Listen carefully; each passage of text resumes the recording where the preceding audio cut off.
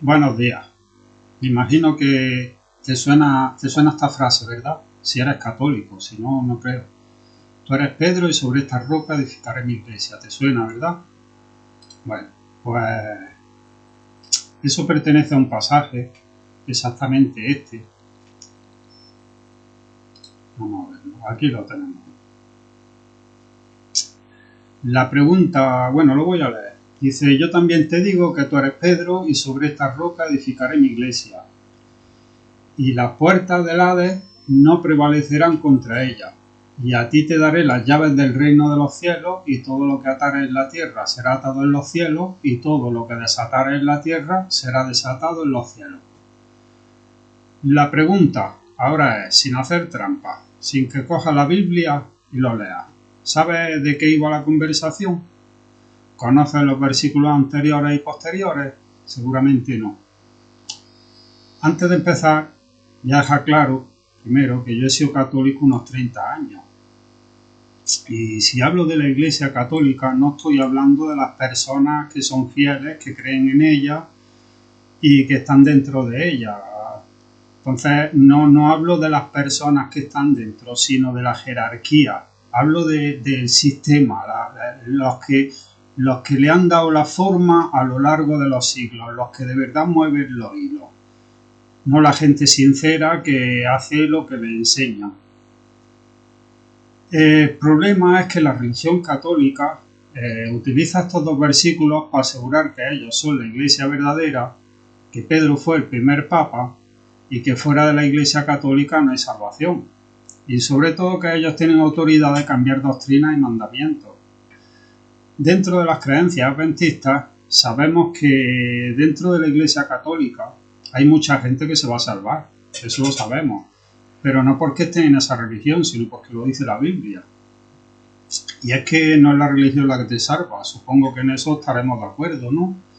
Si no, pobreticos, los que estén en otras religiones que no tienen culpa de lo que le han enseñado, ¿no?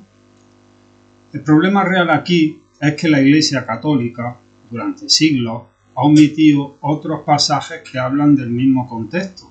Es decir, solamente enseñan un pasaje y no enseñan el resto. Son pasajes bíblicos que dejan bien claro qué quiso decir Jesús con estas palabras. Y vamos a ver todo su contexto completo. Que Jesús no quiso decir lo que la Iglesia Católica ha enseñado durante tantos siglos. Para entenderlo bien, vamos a dividir este pasaje en 4 partes. No por gusto, sino porque aquí hay 4 afirmaciones y cada afirmación habla de un tema distinto. Entonces, vamos a ver las 4 partes, lo hemos dividido en estas 4 frases. Vamos a empezar con la primera. Dice, yo también te digo que tú eres Pedro y sobre esta roca edificaré mi iglesia. ¿Qué quiso decir Jesús con esta frase? Pues esa fue solo la respuesta a una pregunta. Así es que vamos a leer toda la conversación completa para saber de qué estaban hablando Jesús y los apóstoles. Porque no estaban solos Jesús y Pedro. Si nos vamos 3 versículos antes, vamos a comprender cuál era el tema de conversación entre Jesús y sus discípulos. Vamos a verlo.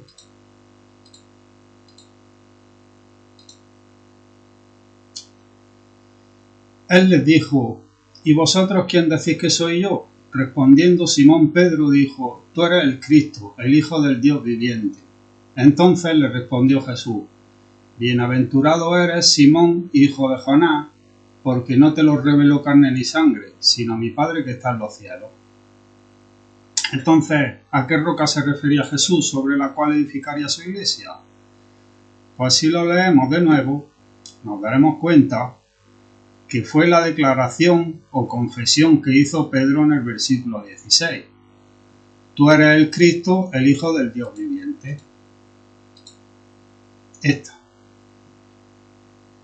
Esa fue la afirmación que hizo que Jesús dijera, y tú eres Pedro y tal, ¿no? Ese es el fundamento sobre el cual se edifica su iglesia, no sobre Pedro como hemos creído siempre, es lo que siempre nos han enseñado, sino sobre el Cristo, el Hijo del Dios viviente. De modo que cuando Jesús responde sobre esta roca edificaré mi iglesia, estaba hablando de sí mismo, no de Pedro como creen la mayoría de católicos. Yo lo he creído mucho tiempo y cualquier católico que le pregunte te dice eso. Y ojo, porque esta es la posición oficial de la Iglesia Católica. Es decir, que tú le preguntas a un entendido de verdad y sí, te dice que sí, que la piedra es Cristo, no Pedro. Sin embargo, no sé por qué casi cualquier católico piensa que la piedra es Pedro. Es más, parece que la palabra Pedro tiene su origen etimológico en la palabra piedra, entonces por eso puede confundir un poco. Pero por otra parte, Pedro mismo reconoce, pasajes más adelante, que la roca sobre la que se fundamenta la Iglesia es Cristo. Y es que yo no sé cómo enseña la Iglesia Católica, pero es curioso, que muchas cosas las sabe todo el mundo, pero otras no se las sabe nadie. Por tanto, esa es la roca sobre la que se fundamenta la Iglesia de Dios, Cristo, y no Pedro. Pero por si acaso tenemos dudas de lo que estoy diciendo, vamos a ver pues solo algunos pasajes, no muchos, que confirman que cuando se habla de una roca, en realidad se está hablando de Cristo. Vamos a ver, los voy a poner solamente 3 o 4. Vamos a empezar con el primero. 1 Corintios 10:4. Y todos bebieron la misma roca espiritual, porque bebían de la roca espiritual que los seguía, y la roca era Cristo. Otro. Acercándoos a él, piedra viva, desechada ciertamente por los hombres, mas para Dios escogida y preciosa. Otro. Este Jesús es la piedra reprobada por vosotros los edificadores, la cual ha venido a ser cabeza del ángulo. Y el último. Dios es mi salvación y mi gloria. En Dios está la roca de mi fortaleza y mi refugio. En conclusión, la roca sobre la que se fundamenta la Iglesia es Cristo y no Pedro. Y aunque esa es la posición oficial de la Iglesia Católica, la mayoría de los católicos no lo saben. No sé por qué, pero todos piensan que la roca es Pedro. Entonces, ¿es Pedro el primer papa de la historia? Pues no. Ni tampoco fue el sustituto de Jesús en la tierra. Fue imitador de Jesús, pero no el sustituto. Y es que el dogma de la infalibilidad papal se basa precisamente en eso. Afirmar que Jesús escogió a Pedro como su sustituto y por tanto fue el primer papa de la historia.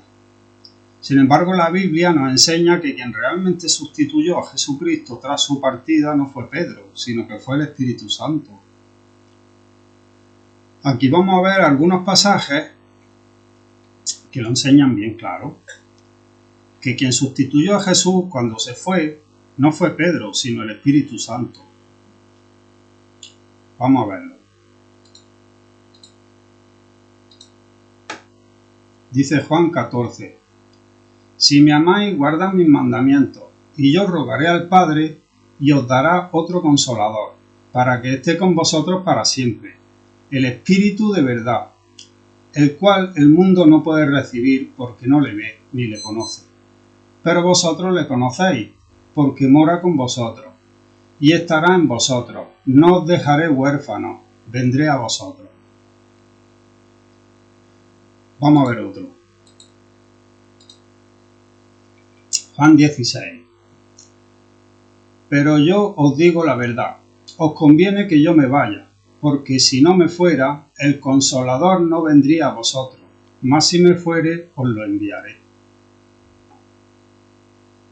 Siguiente. Juan 16 también.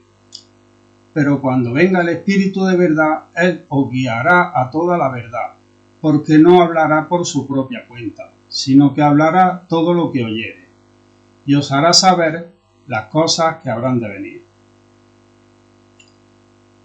Entonces, por esa parte, sobre la primera parte, yo creo que ya está todo claro. Vamos con la segunda.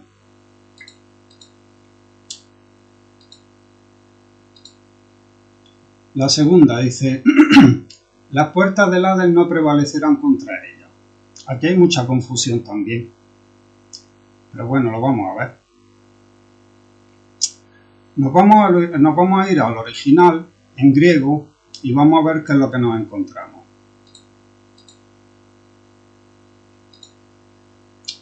Aquí tenemos el texto. Y resulta que en el original, pues por alguna misteriosa razón, no lo han traducido. Espera que lo voy a acercar. Me han dejado las puertas del Hades y realmente no lo han traducido. He mirado más de 14 versiones distintas de la Biblia y muy pocas lo traducen como infierno. Siempre queda como Hades. Pues bueno. Entonces, si en el griego original pone Hades, ¿quién lo ha traducido como infierno? ¿Por qué la gente entiende que el Hades es el infierno? En realidad, ya te digo, son pocas las versiones de la Biblia que lo traducen como infierno. Y es lo que hemos pensado siempre. He mirado también la Biblia, incluida la de los católicos, que es la de Jerusalén, y también lo traduce como Hades. Es decir, esa es la palabra original, no está traducido, pero la gente entiende que es infierno. El caso es que eso, cualquier católico piensa que Hades es el infierno. Vamos a ver que no es así. Si ahora nos vamos al diccionario y buscamos la traducción, mirad lo que nos encontramos. A ver, que me voy a quitar yo del medio para no estorbar. Y mira qué sorpresa. ¿Qué es lo que dice ahí? Ahora resulta que Hades en griego no significa infierno, sino sepulcro. Son palabras parecidas, ¿no? Pero es que ni parecía. Hades significa sepulcro, no significa infierno. Entonces eso cambia mucho las cosas. Lo que hoy conocemos como una tumba. Un sepulcro es una tumba. Entonces, ¿por qué lo han traducido como infierno en lugar de como tumba o sepulcro? Pues lo vamos a ver. Si nos vamos a la Wikipedia, nos vamos a encontrar con lo siguiente. Vamos a ver.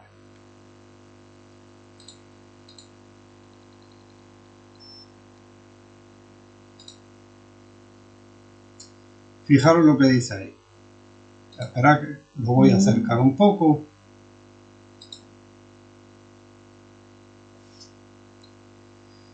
Y dice, en los antiguos mitos griegos, el reino del Hades es la neblinosa y sombría morada de los muertos, también llamada Erebo, a la que iban todos los mortales. Y atentos a esto. La filosofía griega posterior introdujo la idea de que los mortales eran juzgados tras su muerte y se los recompensaba o maldecía. Mira qué curioso. Acabamos de descubrir de dónde viene la falsa doctrina que nada más morir una persona es juzgada y condenada o salvada. Eso viene de los griegos, no viene de la Biblia. La Biblia reza otra cosa totalmente distinta. Pero bueno, de momento no vamos a entrar ahí. La Biblia lo que dice así por encima, que hasta la segunda venida de Jesús no van a resucitar los muertos y no se les va a juzgar. No se va a aplicar la sentencia hasta que Jesús venga por segunda vez. Ahí, perdón, en la segunda venida de Jesús será cuando se aplique la sentencia y unos se salvarán y otros no.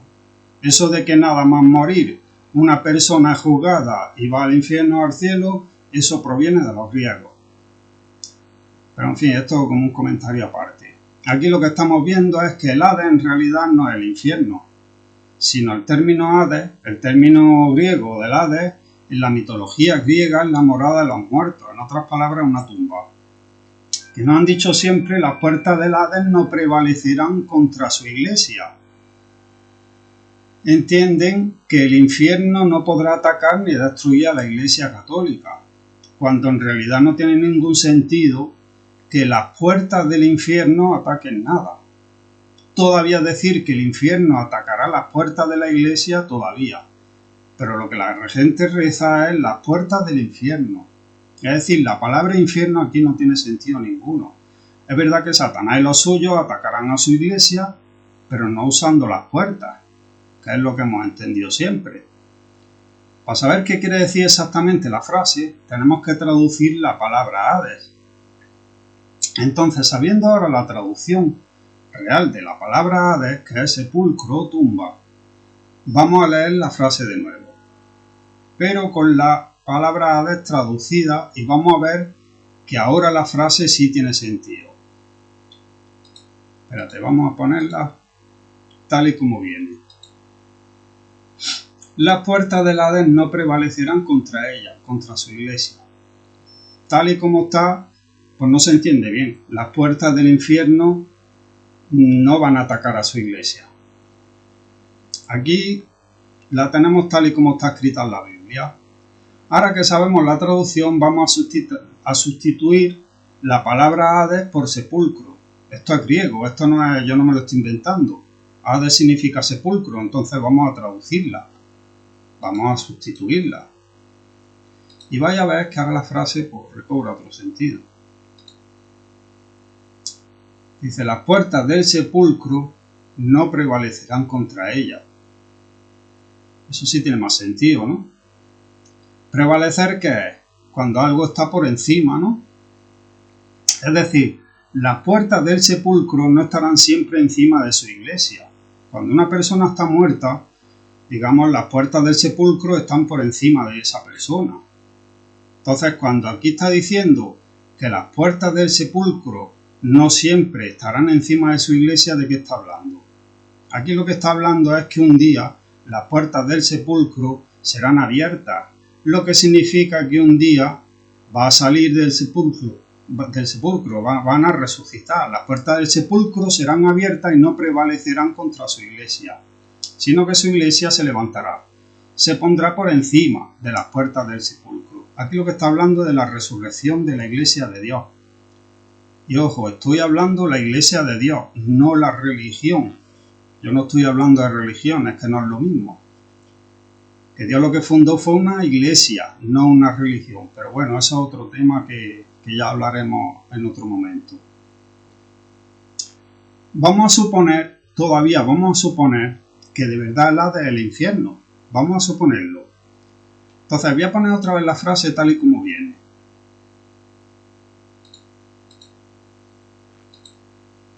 Aquí lo tenemos.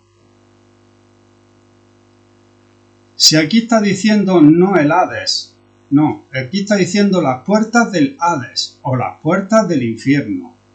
Si una puerta es lo que da acceso a algo, las puertas del infierno, ¿qué serían? ¿Qué sería la puerta del infierno? A través de dónde se accede al infierno, ¿no? ¿Por dónde pasa una persona que entra al infierno? Pues efectivamente, por la muerte, la tumba. Esa es la puerta al infierno, la tumba. La muerte hace que, aun dando la razón de que el infierno fuese el Hades, las puertas del infierno sí o sí siguen siendo el sepulcro, la muerte. Ese es el acceso al infierno, el sepulcro. Pero es que por si acaso no quedamos convencidos, vamos a ver otra cita que habla precisamente de la resurrección de los muertos. Y ahí sí que nos vamos a dar cuenta que el Hades realmente no es el infierno, sino el sepulcro. Vamos a verlo. Dice Apocalipsis 20, versículo 13. Y el mar entregó los muertos que había en él, y la muerte y el Hades entregaron los muertos que había en ellos, y fueron juzgados cada uno según su obra. Y dice el versículo 14, y la muerte y el Hades fueron lanzados al lago de fuego. Esta es la muerte segunda. Aquí aparece Hades dos veces. Vamos con la primera. El versículo 13, tal y como lo leemos. ¿Tiene sentido que la muerte y el infierno entreguen a sus muertos para ser juzgados? Si ya están en el infierno es porque ya han sido juzgados, ¿no? Eso no tiene sentido ninguno, ya hemos visto de dónde viene esa filosofía.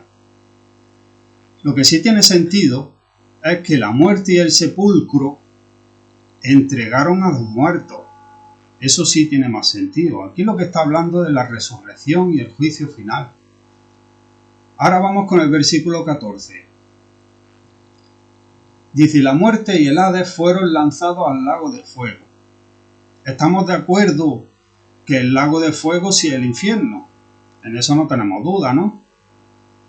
Entonces, ¿alguien me explica cómo el Hades puede ser lanzado cómo puede ser lanzado al lago de fuego si las dos palabras tuvieran el mismo significado?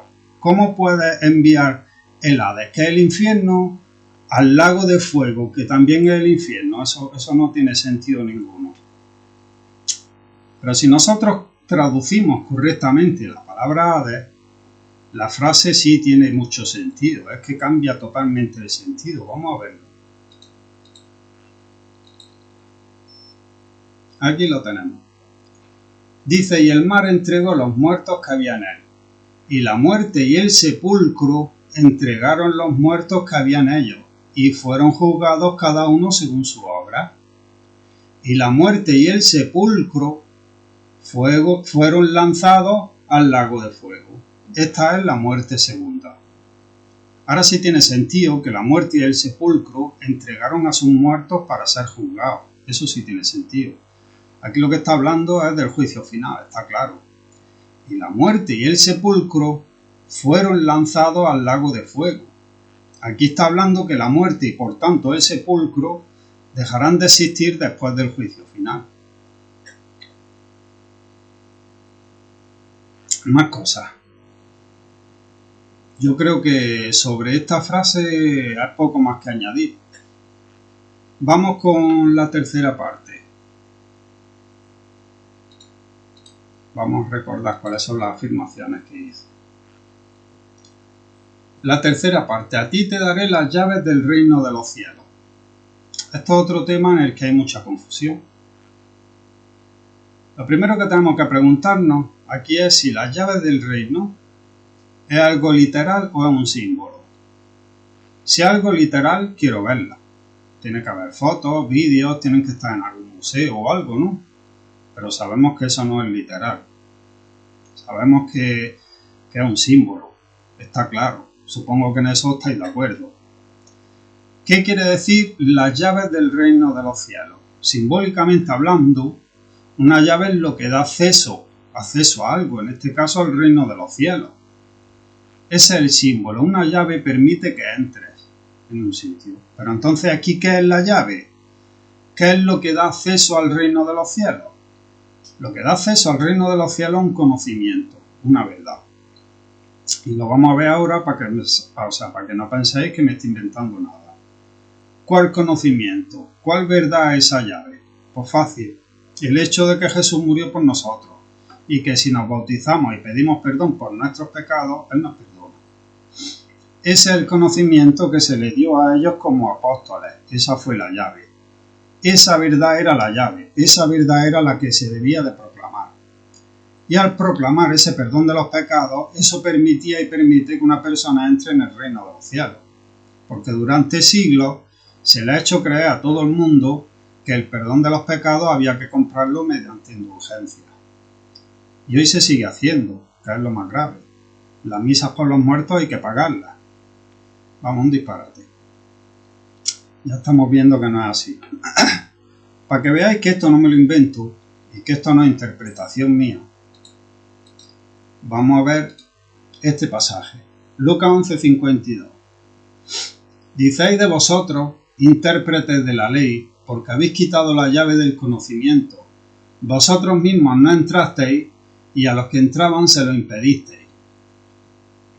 Ay de vosotros, intérpretes de la ley. ¿Quiénes son hoy en día los que se creen con la exclusividad de interpretar la ley? ¿Quiénes son los que dicen que la Biblia tiene 4 niveles de interpretación y que solo ellos pueden interpretarla? Pues efectivamente, la Iglesia Católica. Que luego acusan a los protestantes de que la interpretan ellos. No. Son la Iglesia Católica es la que se cree con la exclusividad de interpretar la Biblia. En la cita que acabamos de leer, Jesús está reclamando a los fariseos, a los intérpretes de la ley, y les dice que ellos quitaron la llave del conocimiento. que permite la salvación. En otras palabras, no están enseñando a la gente cuál es el camino a la salvación, como se sigue haciendo hoy. Y esto es serio. Aquí vamos a ver que por negar ese conocimiento muchos se pueden condenar. Y aunque parezca injusto, no lo es tanto, sino porque cada cual debe saber a quién le da obediencia y de quién aprende. Así es que, por obedecer a la religión católica, que está enseñando falsas doctrinas añadidas a lo largo de los siglos, es que muchos se pueden perder, porque piensan que la religión católica es la que les va a salvar. Igual que hacían los fariseos en tiempo de Jesús. La siguiente cita, vamos a ver a qué conocimiento se refería. Dice, y esta es el que es la vida eterna. Es decir, a través de esto se llega a la vida eterna. Que te conozcan a ti, el único Dios verdadero, y a Jesucristo, a quien has enviado. Esta es la vida eterna, comienza. Conocer a Dios y a Jesús. Lo que los apóstoles anuncian es ese conocimiento. Que a través de Cristo hay perdón de pecados y hay vida eterna. Ese era el conocimiento, esa era la llave.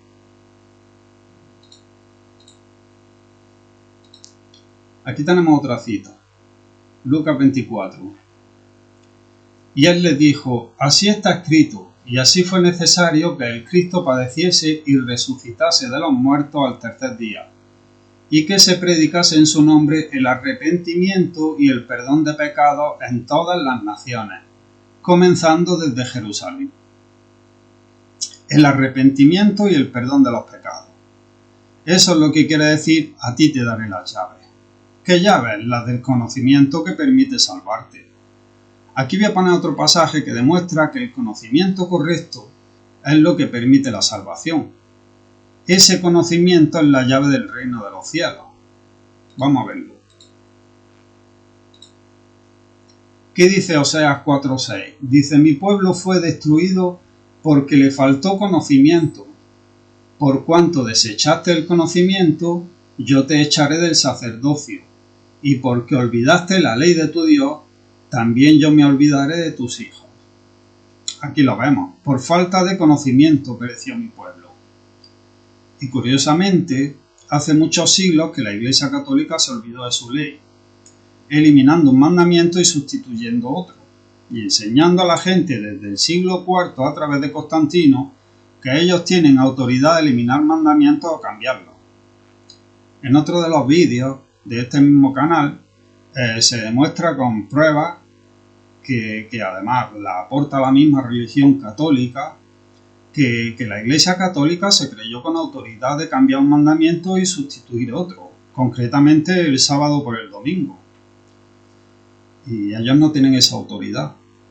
Si queréis verlo, el vídeo se llama El domingo lo impuso Constantino, en este mismo canal. Tiene 2 partes y está muy interesante. Y ya te digo, con pruebas irrefutables, aportadas por los mismos católicos, que la Iglesia Católica no tiene autoridad de cambiar nada, y mucho menos los mandamientos. Sobre el tema de las llaves, pues nada más que añadir. De todas formas, ahora vamos a ver, en la siguiente parte, que es la última, que de verdad la Iglesia Católica no tiene autoridad para cambiar nada de la ley de Dios. Y si nosotros le damos autoridad a ellos, y solo aprendemos de ellos, ya hemos visto que al final podemos perdernos. No digo que todo el que haya obedecido a la Iglesia Católica se vaya a condenar, si es que no ha tenido más verdad que esa. Pero si a ti se te está dando otro conocimiento y lo rechazas, porque creo que era el apóstol Pablo el que decía analizarlo todo y retener lo bueno. Si a ti hoy se te está dando este conocimiento y lo rechazas, cuando le venga el castigo a quien le da obediencia, también te vendrá el castigo a ti. Así es que mucho ojo a quien le damos nuestra obediencia y autoridad. Vamos con la siguiente y última parte. La 4. Y todo lo que atare en la tierra será atado en los cielos, y todo lo que desatare en la tierra será desatado en los cielos. Primero, vamos a leer este pasaje en el texto original, que para eso están los textos originales. Hay muchas traducciones que no están bien y gracias a eso pues podemos... Aquí lo tenemos. Vamos a ver, voy a ampliarlo un poco para que lo veamos bien claro. Aquí está. Fijaros cómo está puesto. Dice, será por una parte y ha sido atada. Y luego dice, será, ha sido desatada. Eso puede confundir un poco. ¿En qué quedamos? ¿Será o ha sido? Aquí hay un verbo que parece contradecirse. Pues lo vamos a entender cuando sepamos que en el griego la palabra que no existe. Entonces, cuando tú lees eso, en realidad la traducción correcta es ¿será que ha sido atado o será que ha sido desatado? Y eso hace que la frase tenga un sentido totalmente distinto al que nos han enseñado durante tantos siglos. Si nosotros leemos lo que haga en la tierra, será que ha sido hecho en el cielo, lo que ahora entendemos es que lo que hagamos en la tierra primero ha sucedido en el cielo y no al revés. Vamos a ver tal y como está la traducción tradicional.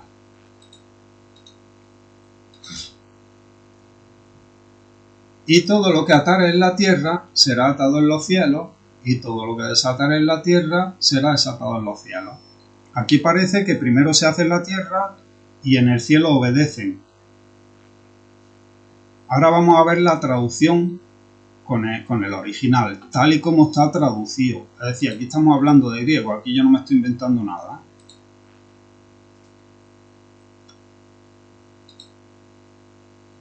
Y todo lo que atares en la tierra será que ha sido atado en los cielos.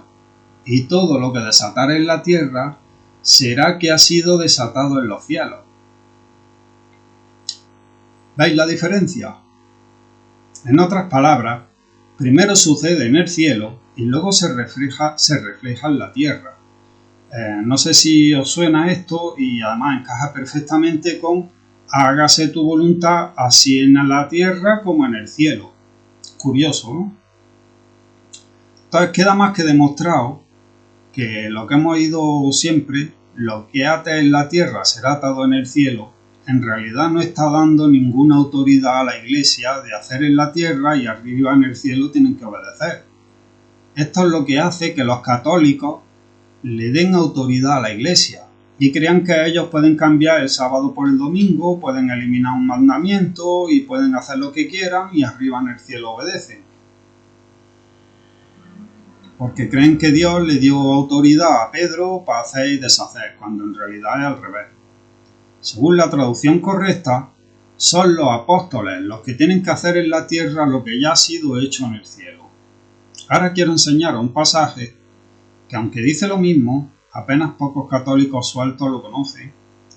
Y es que, si no lo sabíais, vamos a ver con sorpresa que 2 capítulos más adelante, esas mismas palabras no solo se le dijeron a Pedro, sino que también se le dijeron a los demás apóstoles, discípulos y seguidores de Cristo.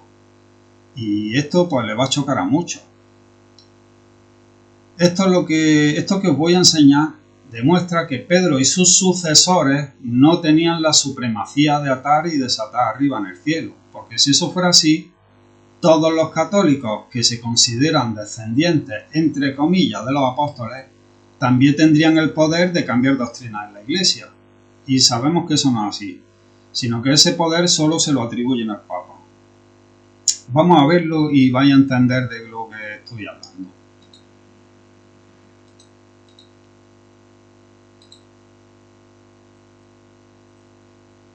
Dice, por tanto, si tu hermano peca contra ti, ve y repréndele, estando tú y él solo. Si te oyere, has ganado a tu hermano, mas si no te oyere, toma aún contigo a 1 o 2, para que en boca de 2 o 3 testigos conste toda la palabra. Si no los oyere a ellos, dilo a la Iglesia, y si no oyere a la Iglesia, tenle por gentil y publicano. De cierto os digo que todo lo que atéis en la tierra será atado en el cielo, y todo lo que desatéis en la tierra será desatado en el cielo. Aquí está hablando a todos los apóstoles. Entonces, aquí lo que habla es si lo que está enseñando es cómo tratar a un hermano cuando ha pecado contra nosotros. Insisto, contra nosotros.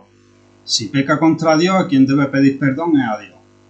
Pero en este caso está hablando de si un hermano peca contra ti, está especificando.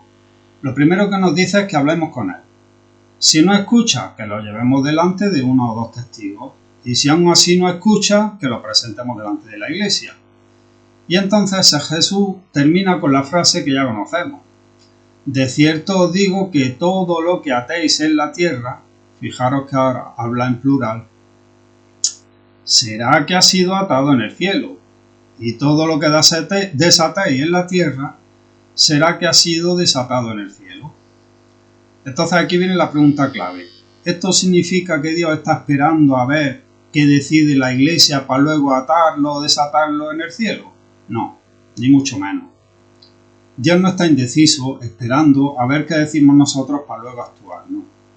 Dios ya tiene su voluntad, ya tiene su propósito, ya sabe lo que es correcto. Lo que se nos está enseñando es que cuando aquí en la tierra actuamos de acuerdo a su voluntad, lo que hacemos es confirmar, reflejar, manifestar lo que ya ha sido decidido arriba en el cielo. Si el hermano acepta la corrección, es porque en el cielo ha sido desatado, ya ha sido restaurado por Dios y la iglesia simplemente lo reconoce y lo libera. Pero ese perdón ya sucedió arriba en el cielo. Ahora, si el hermano no acepta la corrección y persiste en su pecado, es porque en el cielo por ahora sigue atado y la iglesia pues solo reconoce esa realidad. Simplemente Dios respeta que el hermano no quiera arrepentirse. Por tanto, arriba no puede ser perdonado. En otras palabras, no es que Dios copie lo que hagamos aquí, es al revés. Nosotros solo estamos reconociendo en la tierra lo que ya ha sido decretado en el cielo. Pero es que si todavía tenemos dudas, os voy a poner otro pasaje que confirma todo esto que estamos hablando. A ver si os suena.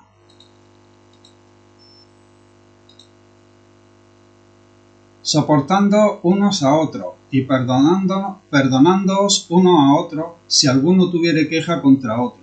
De la manera que Cristo os perdonó, así también hacedlo vosotros. Aquí estamos viendo otro ejemplo de cómo primero Cristo hace y los apóstoles repiten o imitan. Otro.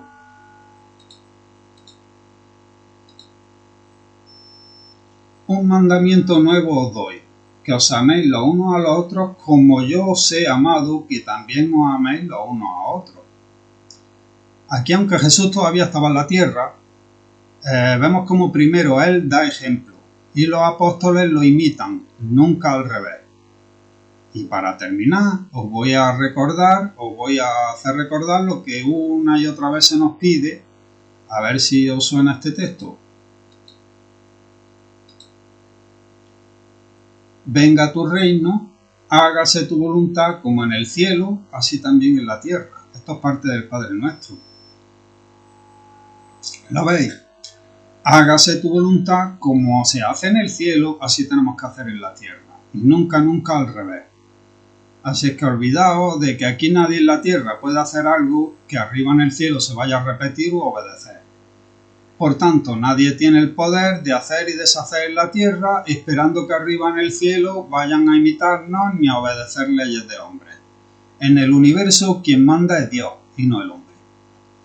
Así es que nada de cambiar ningún mandamiento, porque arriba en el cielo jamás fueron cambiados. Y además, para rematar, una pequeña reflexión. Esto como una reflexión aparte. Sabemos que el pueblo de Israel, a quien se le dieron los 10 mandamientos, que muchos dicen que es para los judíos, sabemos que en el pueblo de Israel venía de Egipto, ¿no? Y en Egipto ya existía el pergamino. Entonces, no sé si alguien se ha preguntado alguna vez por qué los mandamientos se hicieron en piedra y no en pergamino. ¿Por qué en piedra? ¿Qué creéis vosotros que se quiso dar a entender con el hecho de que los mandamientos los escribiera Dios en piedra. Y no sé para vosotros, pero para mí está claro. Cuando tú escribes algo en piedra, quieres que eso permanezca por los siglos de los siglos y no quieres que eso nadie lo borre. Y creo que poco más que añadir. Así es que con esto y un bizcocho, hasta mañana a las 8.